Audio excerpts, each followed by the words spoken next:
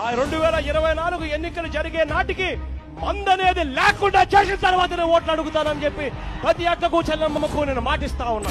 మద్య నిషేధం చేస్తా అన్నాడు, కానీ రికార్డు స్థాయిలో మద్యం అమ్ముతున్నాడు. మద్యంలో జగన్ ది హోల్సేల్ వ్యాపారం అయితే వైసీపీ మంత్రులు, ఎంపీలు, ఎమ్మెల్యేలు, వైసీపీ నేతలది రిటైల్ వ్యాపారం. మద్యం మీద జగన్ ఏడాది బుక్కుడు ఎంతో తెలుసా? రాష్ట్రంలో రోజు 80 లక్షల మంది ఒక్కొక్కరు సగటున 200 రూపాయల విలువైన మద్యాన్ని సేవిస్తున్నారని అంచనా.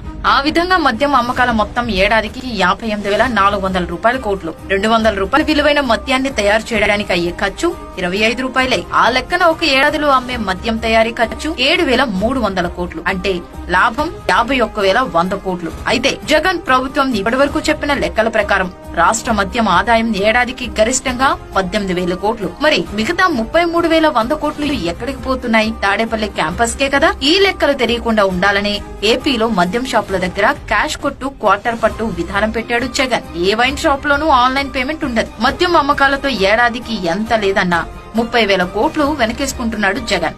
కానీ జగన్ అమ్మించే కల్తీ జే బ్రాండ్స్ మద్యంతో రాష్ట్రంలో సుమారు 35 లక్షల మంది వివిధ రోగాల బారిన పడి అల్లాడుతున్నారు. వీళ్లంతా పేదలే జగన్. నీ స్వార్థం కోసం ఇన్ని కుటుంబాలను నాశనం చేసిన నీకు ఓటు అడిగే హక్కు ఎక్కడిది?